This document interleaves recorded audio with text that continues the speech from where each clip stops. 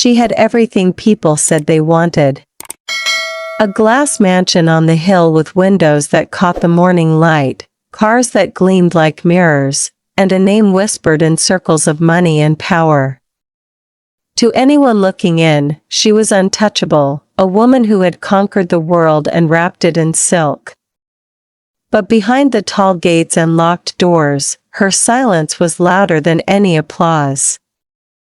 Success had given her fortune, but it had stolen something greater. She told herself solitude was the price, and she paid it without complaint, until the night I came into her world and shattered the walls she built so carefully. Vivian lived her life in routines that looked perfect from the outside but left her hollow. She woke early, not because she wanted to, but because she feared falling behind. She brewed coffee strong enough to mask the taste of emptiness and sat at the long table where only one chair was used. 12 seats around her, polished wood shining, silverware untouched. A table meant for family and laughter, now just an exhibition of absence. After meals she locked herself into work, the empire she built brick by brick out of fear that without it she would be nothing. Every phone call was business, every meeting strategic, every handshake a contract.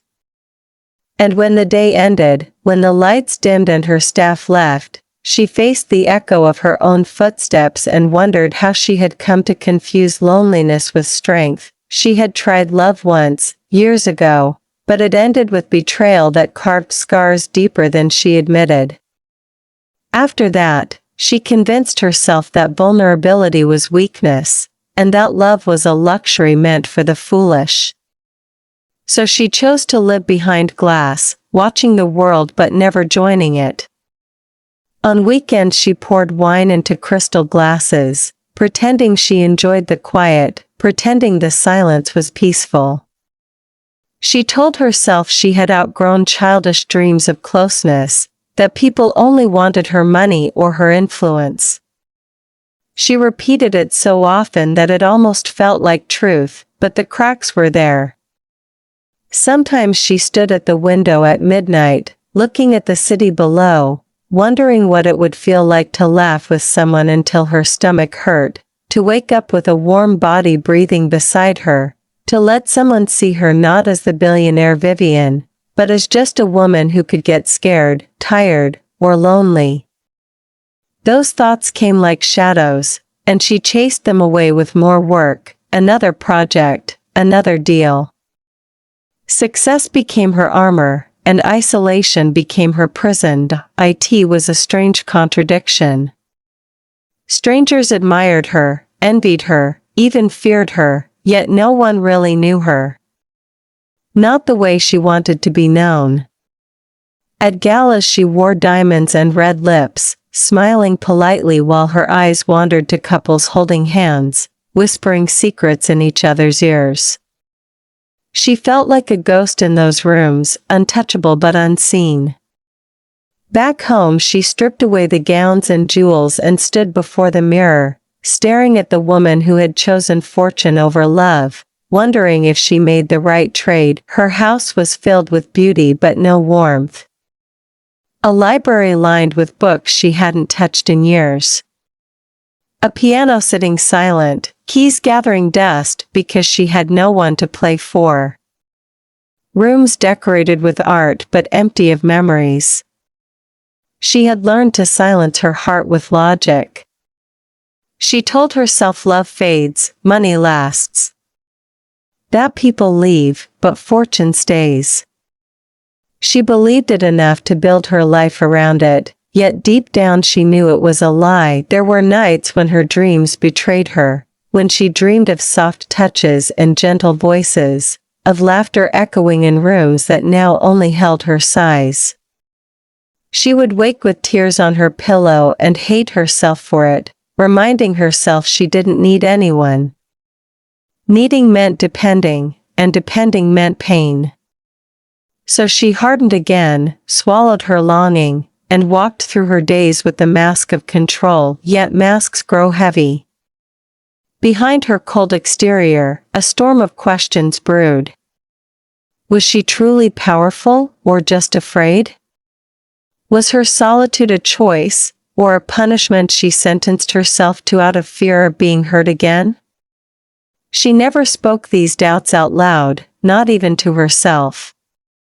She buried them under contracts, charity events, new investments. Anything to keep busy, anything to avoid looking too closely at the emptiness inside. That was the woman she was when fate decided to test her resolve. A woman who thought she had made peace with solitude, who believed she could silence her heart forever. She didn't know her carefully guarded world was about to be interrupted, that the quiet she clung to was about to be broken in the most unexpected way. She didn't know that someone was coming who would see through the glass walls, someone who would not just knock on her door but tear it down, forcing her to face the truth she had hidden for so long. The morning it arrived was like every other, gray light slipping through the tall windows, coffee cooling untouched on the table, silence pressing down on every surface of her vast home.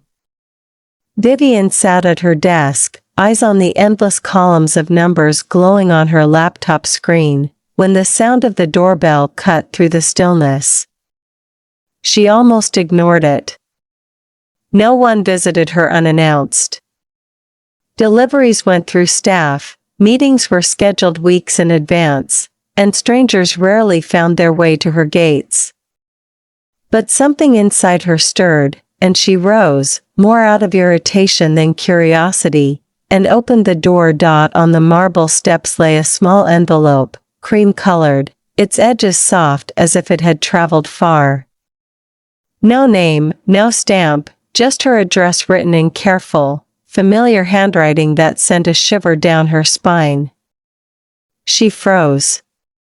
She hadn't seen that handwriting in years, but her body remembered it instantly. Isabel.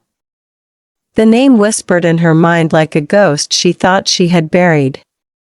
Her fingers trembled as she picked up the envelope, holding it as though it might vanish if she blinked. She carried it inside, set it on the desk, and stared at it for what felt like hours. Part of her wanted to throw it in the fire, to pretend it had never come.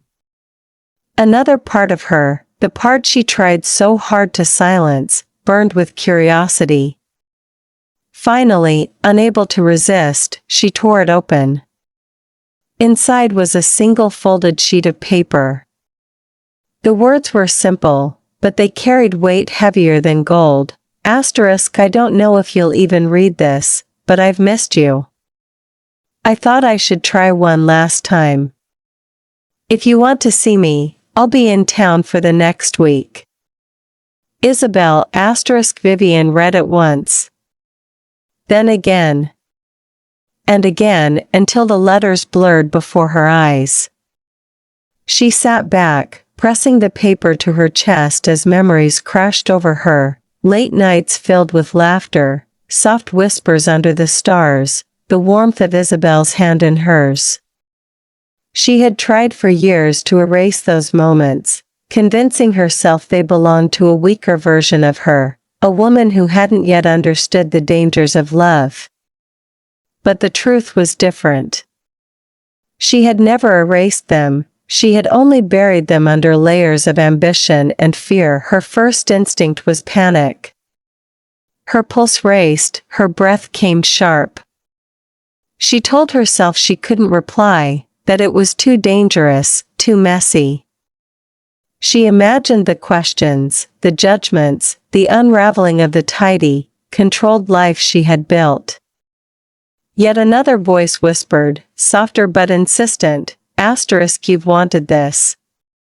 You've needed this. Asterisk, that voice terrified her, because it meant she had never been free of Isabel. Not really. The rest of the day passed in a haze. Vivian couldn't focus on her work. Every number, every call, every polished conversation dissolved into the memory of Isabel's eyes, her smile, the way she used to say Vivian's name like it was something sacred. She paced her study, poured herself wine she didn't drink, tried to distract herself with music that only made her ache. The letter lay on the desk like a living thing, pulling her gaze again and again. As night fell, she sat in the dim glow of a single lamp and let herself remember. Isabel had been different from anyone else she had ever known. Where Vivian was guarded, Isabel was open. Where Vivian chased success, Isabel valued connection. They had balanced each other once, until Vivian's fear grew too loud. She had ended it, convinced she was protecting herself, but the truth was she had been running, from love, from vulnerability, from the possibility that someone could see through her armor. Isabel hadn't fought her, she had walked away with quiet dignity, leaving Vivian both relieved and devastated. And now, after all these years, she was back. Vivian picked up the letter again, tracing the ink with her fingertip. The words weren't begging, they weren't angry, they were simply there, offering a chance. She realized Isabel wasn't asking for much. She wasn't demanding explanations or promises. She was only asking to be seen again. And for the first time in years, Vivian felt something inside her crack, a small light piercing the darkness she had lived in for so long. She sat down at her desk and pulled out a sheet of paper. Her hand hovered over it, pen poised, but she couldn't write. What could she possibly say after all this time? How could she explain years of silence and walls? She sighed, set the pen down, and pressed her palms against her eyes, fighting tears. But when she opened them, the paper was still there, waiting. Slowly, carefully, she began to write. Not a polished letter, not a businesslike note, but a simple message that came straight from the place she had tried to bury. I don't know if I deserve to see you, but I want to. Tell me where.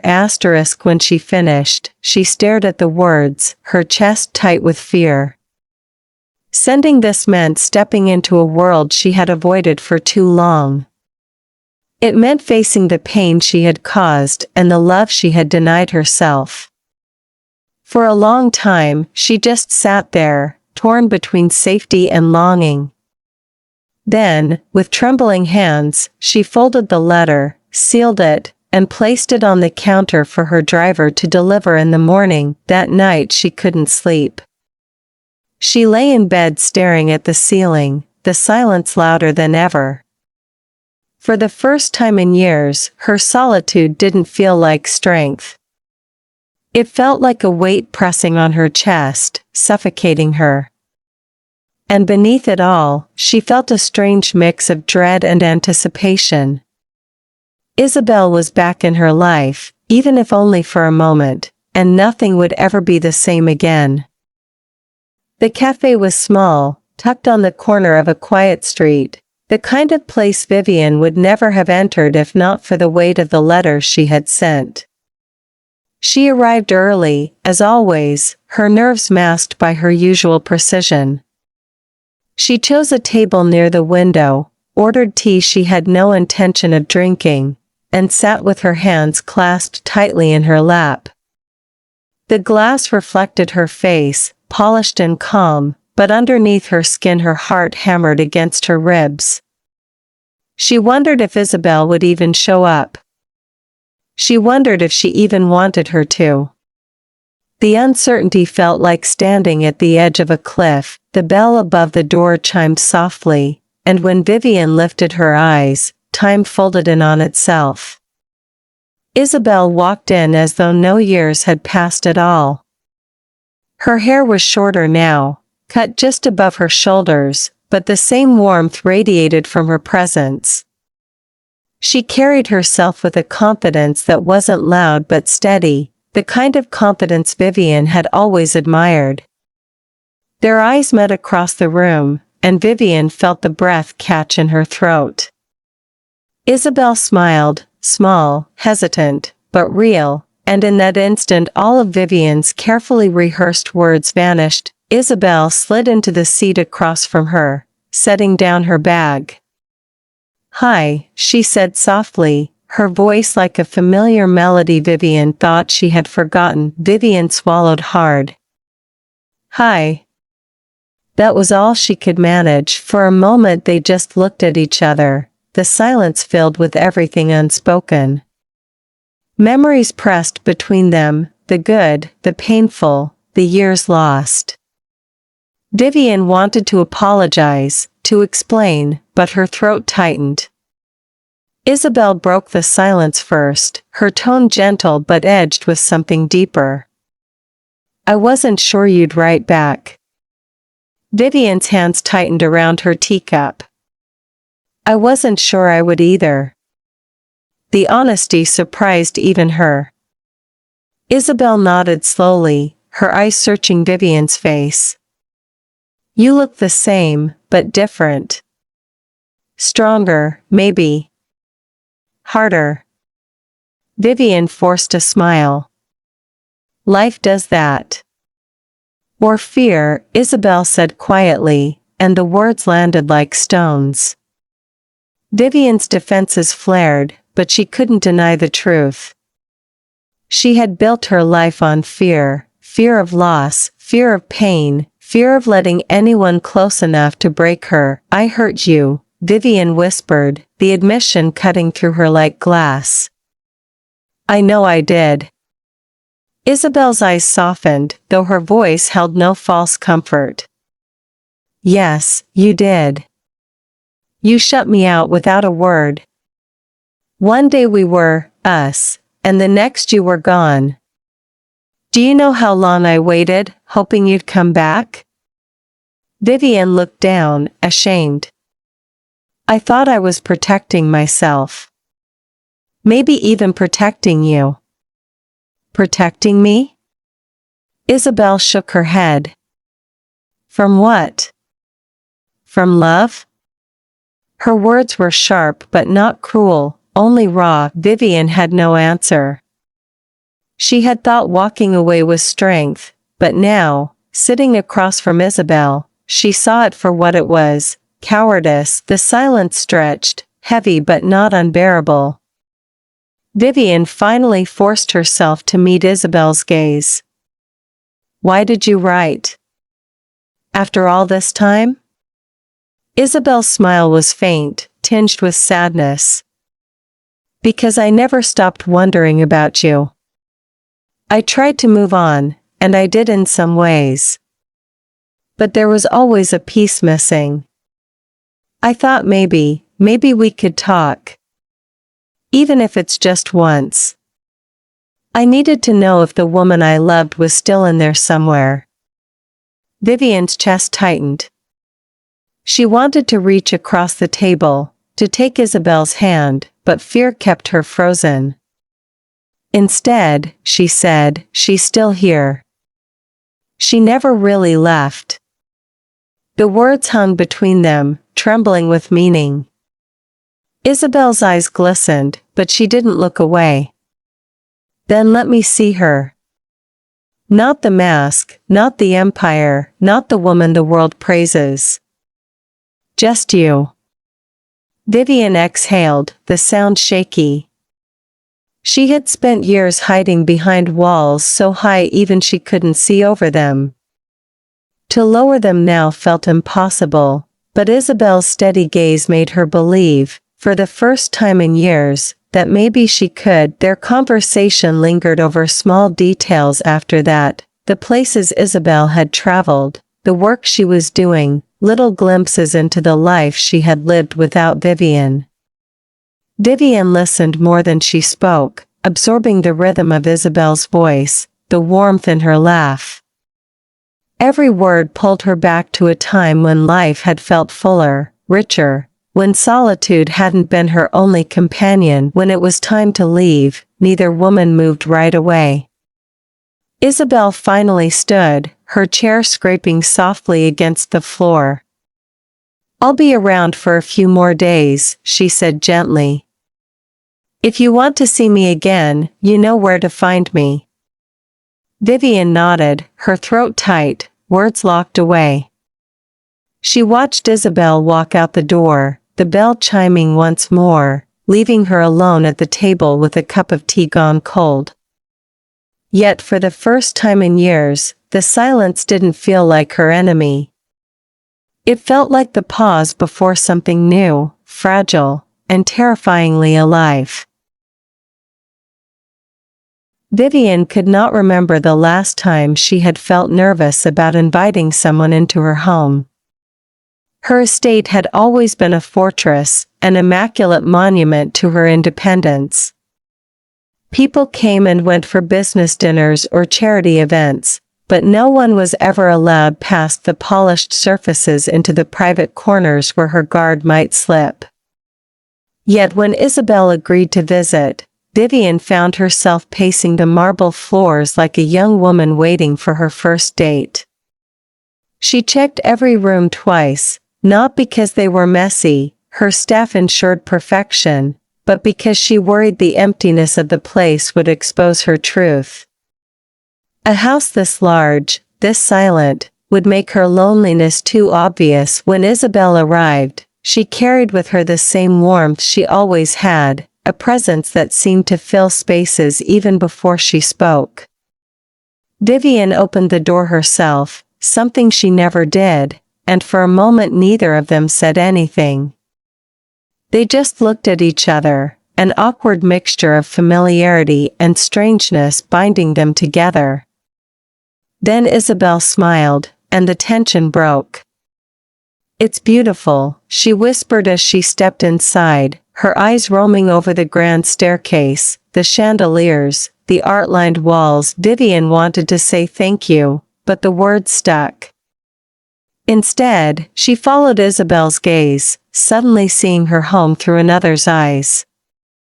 To Isabel it must have looked like a palace, but Vivian knew the truth. It was a museum of her solitude, each room polished but lifeless, each piece of art a distraction from the silence that haunted her. She led Isabel into the living room, where a fire flickered though the night was warm. They sat on opposite ends of the couch at first, a careful distance that spoke of old wounds and uncertain ground. "Do you ever feel lonely here?" Isabel asked after a pause, her voice gentle, not accusatory. Vivian stiffened, instinct pushing her to deny it, but she caught herself. Isabel had asked for honesty, not masks. She took a slow breath. "Every day," she admitted, her voice so low it almost broke. The admission hung between them, heavy and liberating. Isabel nodded, not with pity but with understanding. She shifted closer, not touching, just bridging the space with her presence. "I always wondered if you were happy," she said softly. "You had everything we used to dream about. But I worried that maybe you lost something more important along the way." Vivian swallowed hard. "I told myself love was a weakness. That if I wanted to succeed, I had to shut it out." "Shut you out?" Her eyes dropped to her hands, ashamed. "It felt safer." "Did it?" Isabel's question was quiet but piercing. Vivian hesitated, then shook her head. "No. It just felt empty." For the first time, Isabel reached for her hand, fingers brushing lightly against hers.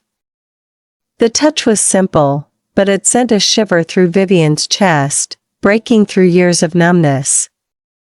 She wanted to hold on, to cling, but fear still clutched her heart. She pulled back slightly, her instinct to retreat as strong as ever. Isabel didn't push. She only gave her a small, knowing smile, as if to say she understood. The evening unfolded in cautious steps. Isabel wandered the house, pausing at the library, where rows of untouched books stretched to the ceiling.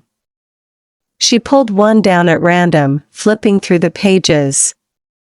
Do you ever read these? She asked. Vivian lingered in the doorway. Not anymore. I bought them because they looked impressive. The confession stung, but Isabel only set the book down gently. That's a shame. You used to love reading. The words opened another crack inside her. She had forgotten that version of herself, the one who stayed up too late with novels, who lost herself in stories, who dreamed of love as much as success. Vivian followed Isabel into the music room, where the grand piano stood silent. Isabel's eyes softened. Do you still play? Vivian shook her head. I don't even remember the last time. Play something for me, Isabel urged softly. The request was unbearable.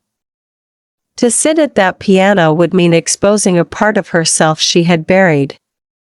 I can't, Vivian whispered, retreating. Not tonight. Isabel didn't insist. She only laid her hand briefly on the piano, her expression tinged with sadness. You've hidden so much of yourself away, Vivian. But she's still there. I can feel it. The words both comforted and terrified her. Later, when they sat together again, Isabel spoke of her own life, of simple joys, of friends who felt like family, of moments Vivian realized she had traded away for boardrooms and stock markets. With each story, Vivian felt both envy and longing, as though she were peering into a world she once could have chosen but had abandoned. The night ended quietly. Isabel rose to leave, thanking her for letting her in. At the door, she turned back, her eyes lingering. I don't need the perfect version of you, she said softly. I just want the real one. Even if she's scared. Even if she doesn't have all the answers. Vivian stood frozen as Isabel walked away into the night.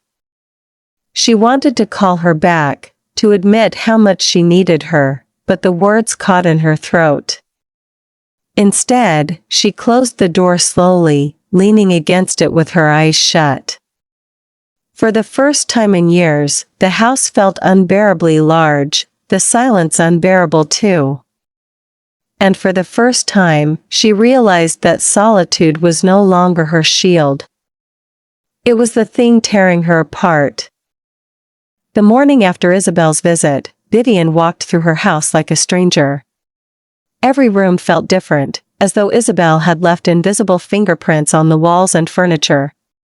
The library no longer looked impressive but empty, the piano seemed to stare at her accusingly, and even the dining table with its endless row of unused chairs whispered to her about the silence she had chosen.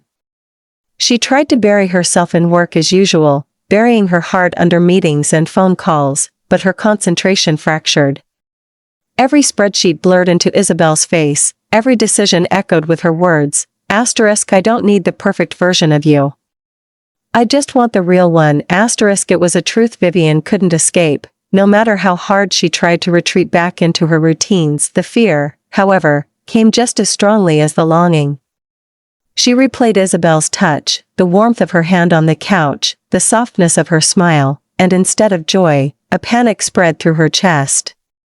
Vulnerability terrified her. What if Isabel left again? What if opening herself up meant losing everything she had worked so hard to protect? The thought gnawed at her until she did what she always did when emotions threatened to overwhelm her: she withdrew.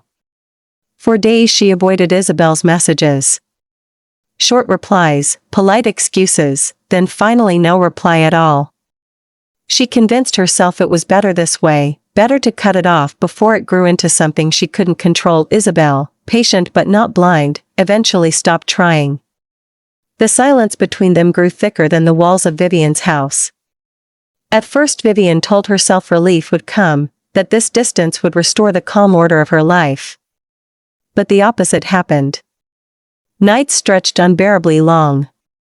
She lay awake staring at the ceiling, haunted by the memory of Isabel's eyes. Meals became tasteless, wine turned sour on her tongue. The wealth that once made her feel secure now mocked her, every diamond and marble tile reminding her of what she had sacrificed for them. One evening she sat in the music room, staring at the silent piano. The house felt colder than usual, the emptiness pressing on her from all sides. She rested her fingers on the keys without pressing down, her reflection caught in the glossy black surface. For the first time in years, tears spilled down her cheeks unbidden. They came fast, hot, breaking through the walls she had built. She sobbed alone in the echoing silence, the sound raw and jagged, and in that moment she admitted what she had denied for so long: she was not strong. She was lonely. Terribly, painfully lonely. And all her fortune could not buy what she truly needed: someone who knew her, someone who loved her without condition. As if summoned by her despair, the doorbell rang.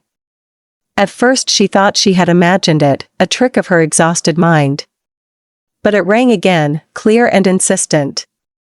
Wiping her face quickly, she stumbled to the door and pulled it open. Isabel stood there, her expression a mixture of concern and quiet determination. She held no judgment in her eyes, only a steady kind of love that cut through Vivian's shame. "I was worried," Isabel said softly. "You disappeared again." Vivian's throat closed. She wanted to deny it, to put the mask back on, but she couldn't.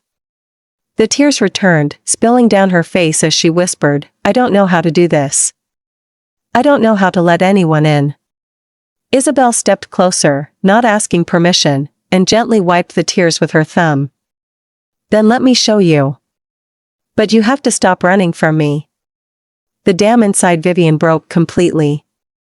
She leaned against Isabel, her body trembling, years of buried grief and longing pouring out at once. Isabel held her without a word, her embrace steady and warm. It was the first time in years Vivian allowed herself to lean on someone, the first time she didn't try to carry her pain alone. They stood in the doorway for what felt like forever, the night air curling around them. Vivian didn't care about appearances, didn't care that her polished facade had shattered. For once, she was simply human, fragile and hurting. When Isabel finally guided her inside, the house felt less cold, less suffocating. They sat together on the couch, Vivian curled against her, and for the first time in years, she didn't feel alone. The silence between them was no longer empty.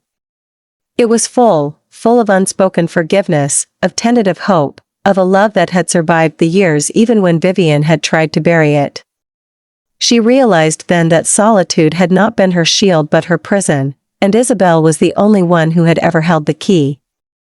The days that followed were unlike anything Vivian had allowed herself to experience in years.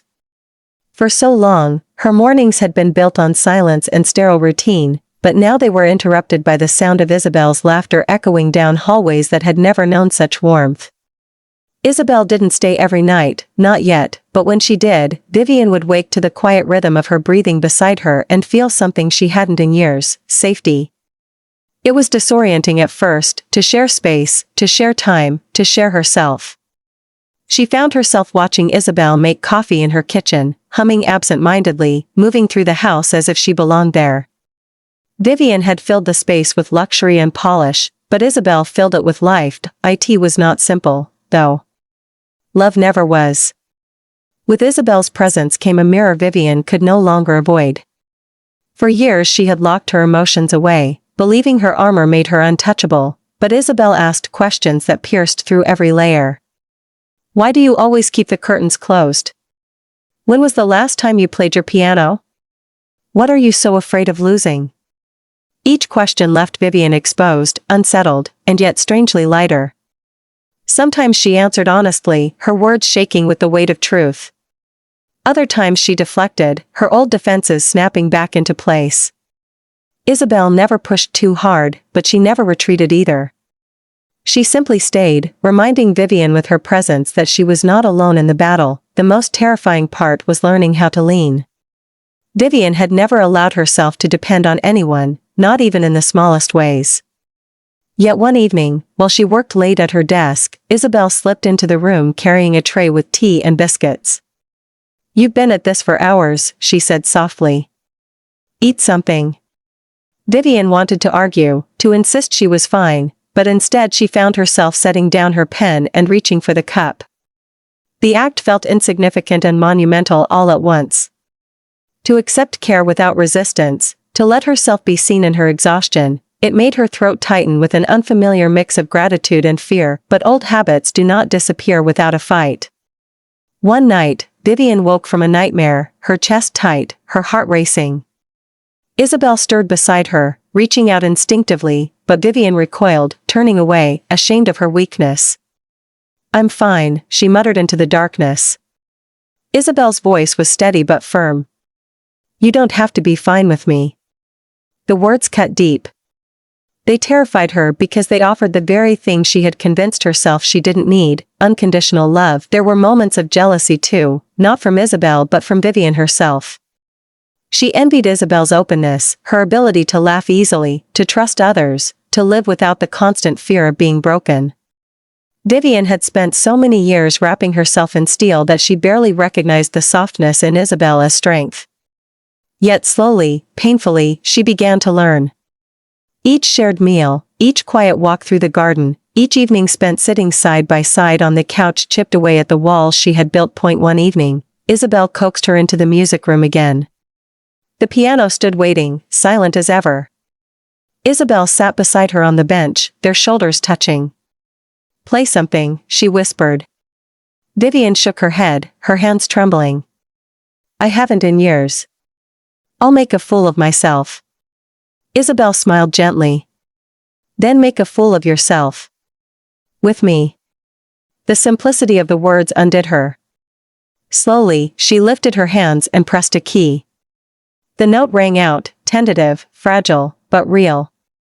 Another followed, then another, until a melody she once knew spilled into the air. Her fingers stumbled, but Isabel didn't care. She closed her eyes and listened, and in that moment Vivian felt something break open inside her. She wasn't just playing for Isabel. She was reclaiming the part of herself she had locked away. Later that night, sitting together in front of the fire, Vivian confessed something she had never spoken aloud. "I'm afraid," she whispered. "Afraid that I'll lose you again. Afraid I'll ruin this. Afraid I don't know how to love the right way." Her voice cracked under the weight of it. Isabel took her hand, holding it firmly. "Love isn't about being perfect, Vivian. It's about being present. I don't need you flawless. I just need you here." The words sank into her like rain into parched earth.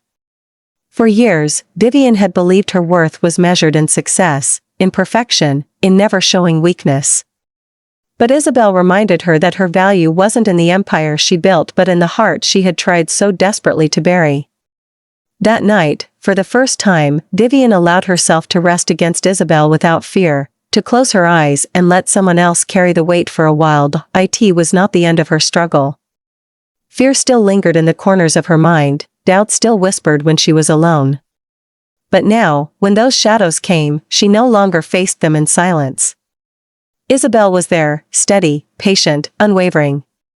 And slowly, day by day, Vivian began to understand that love and fortune were not enemies. That solitude was not strength but surrender.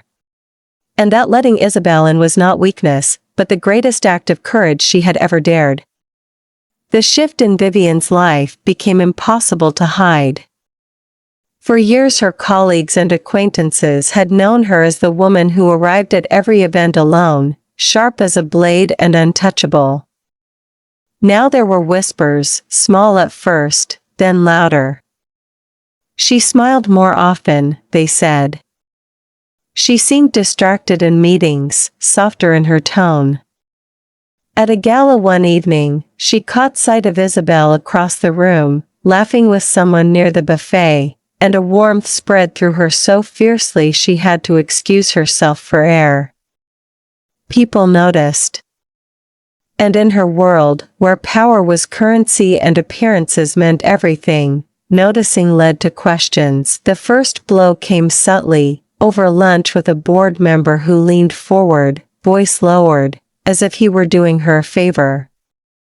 "You know, people are starting to talk," he said, swirling his wine. It might not look good, mixing personal life with your image. Investors want stability, not complications. He didn't say the word, but it hung in the air heavy and ugly. Vivian's jaw tightened. She gave a cool smile, the kind that had silenced men twice his size, and ended the conversation with a flick of her wrist. Outwardly calm, inwardly boiling. At home that night, Isabel noticed the tension in her shoulders as soon as she walked in. "Rough day?" she asked gently, placing a hand on her arm. Vivian hesitated, her instinct to protect Isabel from the ugliness of her world clashing with her growing desire to be honest. Finally, she exhaled. "They don't approve," she admitted, her voice low. "They see you as a problem. A risk." Isabel's eyes softened, but her expression held steady strength. "Do you?" she asked. Vivian's heart clenched. "No. Never." "Then let them talk." Isabel's words were simple, but they carried the kind of conviction Vivian had always lacked when it came to her heart. Still, the pressure grew. Articles speculated about her mystery companion, clients made thinly veiled comments, and old allies withdrew their warmth. For the first time, Vivian had to face a choice she had always avoided, to stand firmly for her truth or retreat back into the cold safety of solitude. The temptation to retreat was strong. At night, lying awake, she wondered if Isabel would be better off without her, free from the scrutiny and the judgment. She even imagined ending it before it grew harder, convincing herself it was an act of protection, but every time those thoughts rose, she remembered the way Isabel looked at her, as if she were not the tycoon, not the guarded woman, but simply Vivian. That gaze was an anchor, pulling her back from the fear point. One evening, after a particularly brutal meeting where her relationship had been questioned outright, Vivian returned home in a storm. She slammed doors, tore off her jewelry, and poured herself a drink with shaking hands. Isabel found her in the study, her posture rigid, her face pale with fury. "Tell me," Isabel said softly, "what did they say this time?" "They told me to choose," Vivian snapped, her voice sharp with pain. "Choose between my reputation and you. As if love is a weakness. As if you are a weakness." Her hand trembled as she set the glass down. "And part of me, God help me, part of me almost believed them." Isabel crossed the room slowly, her eyes never leaving Vivian's. "I am not your weakness," she said firmly. "I am your strength. And if you can't see that yet, then maybe you're still choosing fear over love." The words struck deep. Vivian felt her defenses shatter in the face of Isabel's unflinching truth. She reached out, grabbing Isabel's hand as though it were the only thing keeping her from drowning. "I don't want fear anymore," she whispered, her voice breaking. "I don't want to hide. Not from them, not from you, not from myself." The decision crystallized in that moment. She realized that fortune without authenticity was hollow, power without love was poison. At the next event, she arrived with Isabel at her side. Murmurs swept through the crowd, some approving, many disapproving, but Vivian stood tall. She introduced Isabel not as a guest, not as a friend, but as the woman she loved. The words tasted both terrifying and liberating on her tongue. There were consequences. Some partners withdrew, some doors closed. But others opened. People she had never expected offered quiet words of support, admiration even. More importantly, Isabel's hand never left hers. In that grip, she found more security than she had ever found in her bank accounts or business deals. Later that night, when the two of them returned home, Isabel leaned against the doorway and studied her with tender eyes. "That was brave," she said. Vivian shook her head. "No. That was necessary. I've lived my life pretending solitude was strength. But tonight I realized strength is choosing love, even when the world disapproves." For the first time in years, Vivian felt light. The shadows of fear hadn't disappeared, but they no longer ruled her. She had faced the storm and chosen her heart, and with Isabel beside her, she knew she would never go back to the prison of silence again. The months that followed were a quiet revolution in Vivian's life. For the first time, she no longer lived behind locked doors of her own making. She still had her work, her business, her wealth, but the weight of it all felt lighter now that she wasn't carrying it alone. Isabel became part of her rhythm, not as a guest but as someone woven into her days. The mornings felt warmer when they shared coffee together by the window, evenings softer when they cooked simple meals instead of hosting extravagant dinners that impressed no one. The house, once a cold fortress, transformed into a home, not because of renovations or decor but because of Isabel's presence. Yet it wasn't always easy. Vivian had to unlearn years of habits built on control. Sometimes she woke in the night with panic, convinced that happiness was a fragile illusion that could vanish in an instant. She would slip quietly from bed and pace the halls, her mind spinning with fears of loss, betrayal, failure. Isabel never slept through those moments. She would always find her, wrapping a blanket around her shoulders and guiding her back. "You don't have to be unbreakable," Isabel would whisper. "You just have to let me stand with you." And slowly, Vivian learned that being loved did not mean being flawless, it meant being real, even when she was fragile. As her relationship deepened, so did her connection with herself. She started playing piano again, not for perfection but for joy, filling the house with imperfect melodies that Isabel adored. She opened the curtains in rooms that had been dark for years, letting sunlight flood spaces that had once felt like tombs. She began inviting people over, not business associates but friends, people who made her laugh and who accepted Isabel without question. For the first time in her life, Vivian realized that wealth could build walls or it could build bridges, and she was learning to choose the latter. One evening, as autumn winds swept through the city, Vivian found herself standing in the garden with Isabel. The trees were turning golden red, leaves scattering across the stone paths. She looked at Isabel, her hair catching the last light of day, and felt an overwhelming rush of gratitude. "Do you ever regret it?" Vivian asked quietly. "Being with me, knowing what it costs?" Isabel turned to her, her gaze steady. "Being with you isn't a cost, Vivian. It's a choice. And it's the one I'd make every time." Those words settled into Vivian's heart like a promise. She realized then that love was not something she had stumbled into by chance but something she had fought for, through fear, through judgment, through her own walls. And in choosing it, she had found a freedom she had never known, even with all her fortune. Later that night, they sat by the fire, their hands intertwined.